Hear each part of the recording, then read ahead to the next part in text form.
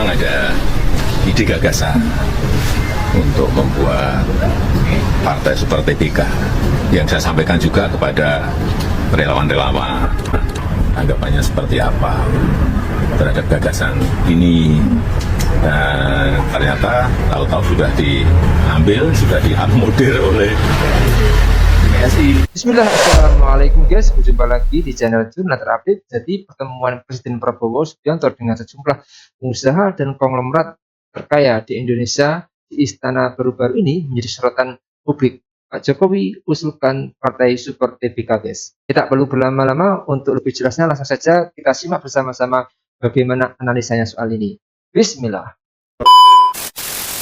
Ketika semua para pengusaha atau konglomerat di Indonesia ini dipanggil ke istana dengan dua kasus yang sudah melatar belakangi atau terjadi sebelum pemanggilan, ini kok rada-rada unik dan janggal. Apalagi gitu ya, yang juga sangat-sangat unik sekali untuk kita lihat keterkaitannya, karena di hari yang sama ketika Presiden Prabowo memanggil 11 orang konglomerat ini, itu di hari yang bersama atau di hari yang berdekatan, itu Hashim atau adik Presiden Prabowo datang ke Solo bertemu dengan Jokowi dan katanya mendapatkan banyak sekali nasihat. Kok ya kebetulan gitu ya, kebetulan deket-deket waktunya gitu. Hampir bersamaan gitu. Ini sebetulnya ada apa?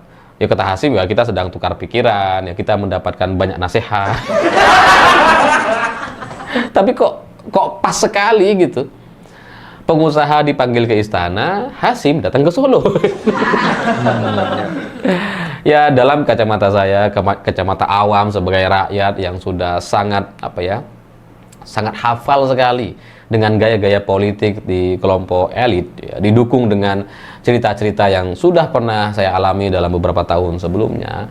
Dari kacamata politik ini kemungkinannya ada tiga nih. Kemungkinannya ada tiga. Mana yang benar atau bisa benar semuanya saya juga nggak tahu. Tapi kira-kira ada tiga dalam kacamata saya. Pertama, Presiden Prabowo ingin menegaskan bahwa dirinya adalah penguasa hari ini, adalah Presiden Indonesia hari ini.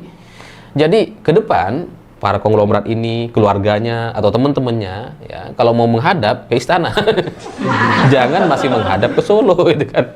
Ya karena beberapa waktu lalu setelah Presiden Prabowo dilantik atau sudah menjadi presiden, itu keluarga James Riyadi masih ke Solo, Lipo masih ke Solo gitu kan. Udah ganti penguasa gitu, kok masih ke sana gitu kan. Ini satu pesan politiknya mungkin gitu ya. Ke depan ya, apapun diskusi atau bicara dengan presiden, jangan sama orang lain yang sudah tidak jadi presiden. Yang kedua, kalau para konglomerat ini mau berbisnis gitu ya, itu semuanya harus akur, jangan main sikut-sikutan gitu. Karena ya dalam beberapa kasus yang terjadi belakangan ini, saya mendengar ada cerita di balik layar gitu ya, yang saya nggak bisa sebutkan, bahwa ini nampaknya ada sikut-sikutan, ada indikasi terjadi sikut-sikutan atau antar pengusaha ingin masuk ke dunia usaha tertentu dan kemudian yang sudah lama bermain di sana tidak mau atau tidak merestui atau menyarankan untuk tidak masuk ke sana karena ya ini untungnya kecil gitu ya, cuannya kecil, janganlah, mending yang lain aja. ya bayangin aja gitu, kalau pengusaha sampai sikut-sikutan, konglomerat sampai sikut-sikutan, itu pasti akan sangat heboh sekali. Karena kalau kita lihat gitu ya, yang biasanya sikut-sikutan itu kan tukang parkir lah, yang keuntungannya ya kecil, yang uangnya ya kecil, ya lumayan banyak sih, besar juga, tapi ya nggak sebanding dengan para konglomerat ini. Tapi untuk urusan wilayah parkir saja, kalau terjadi rebutan, sikut-sikutan, itu hitungannya nyawa itu ya, bisa pertumpahan darah di situ. Jadi konglomerat, kalau di level konglomerat, kalau sampai terjadi sikut-sikutan, wah itu pasti heboh satu Indonesia tuh. Terjadi kasus pasti gitu ya. Satu negara heboh karena sikut-sikutannya pasti soal urusan uang triliunan atau setidaknya ratusan triliun rupiah proyeknya. Jadi ya pasti sikut-sikutannya lebih hebat dibandingkan hanya tukang parkir yang hitungannya baru jutaan rupiah saja.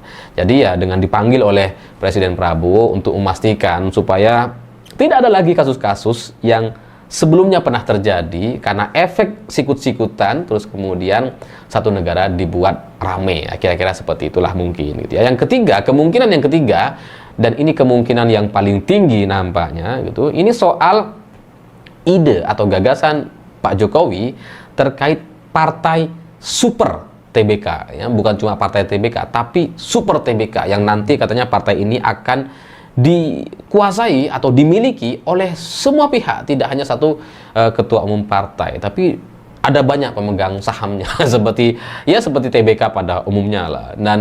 Dan kalau kita bicara soal istilah TBK ini kan ya jadi dekat sekali dengan pendanaan atau saham atau jual beli gitu, karena partai saja, dari sebuah partai saja itu pasti kita bicara selain soal ideologi, pasti soal dana atau kekuatan operasional, udah pasti itu. Jadi nggak masalah partai nggak punya ideologi, selama operasionalnya tinggi, uangnya besar, wah balihonya akan ada di mana-mana, iya kan?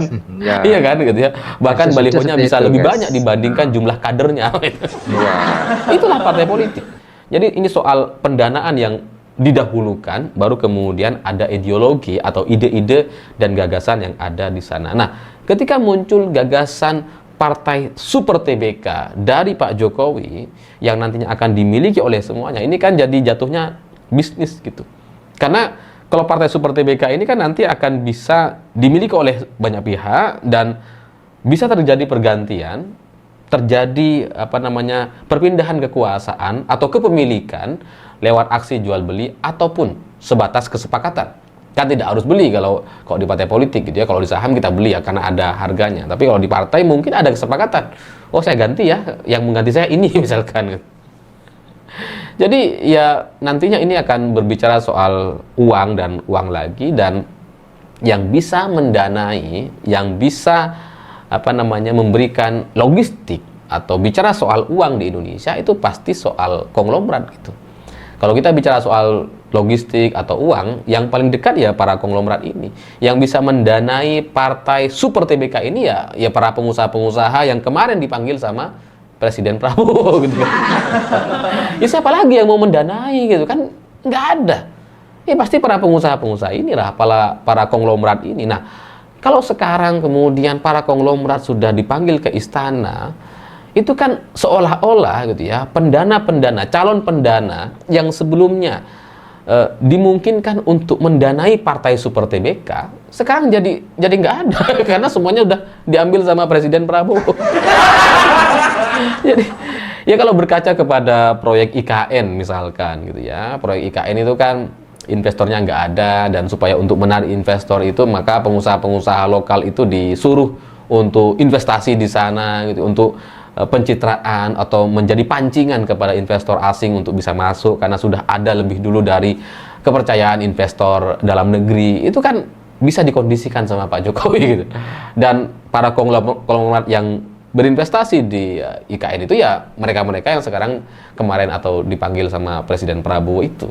Jadi ya saya curiga gitu ya, dengan pemanggilan ini maka partai super TBK yang digagas atau diusulkan sama Pak Jokowi itu nanti akan tidak punya dana lagi karena para pengusahanya sudah merapat kepada Presiden Prabowo. Dan terkait Hasyim yang datang ke Solo yang mungkin membawa pesan bahwa ini pengusaha di kita ya.